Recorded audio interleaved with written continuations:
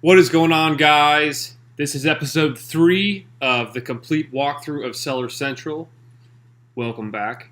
In this episode, I promised you that I would show you how to enable inventory placement service.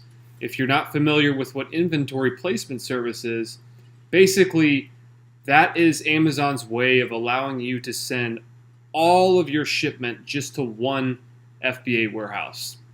Some of you might have had a issue when you first started where you had an order that or a shipment that you were sending to Amazon. You had a bunch of inventory.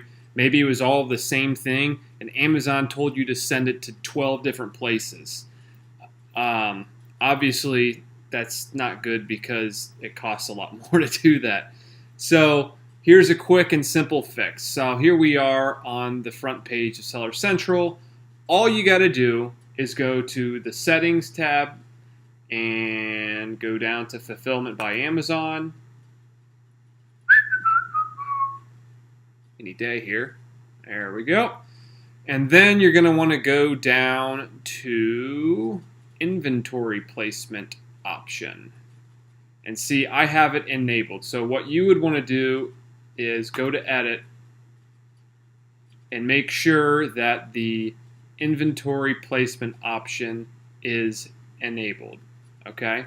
Now, it's not a bad idea to because they do charge you a fee for this. And if you want to know what the fee is, you can go to this Learn More, and I believe it's all on a weight basis.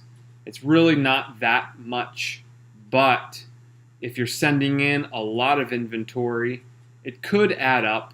So it might be a good idea to first create a shipping plan using the normal option just to see if it's going to go to one warehouse anyway.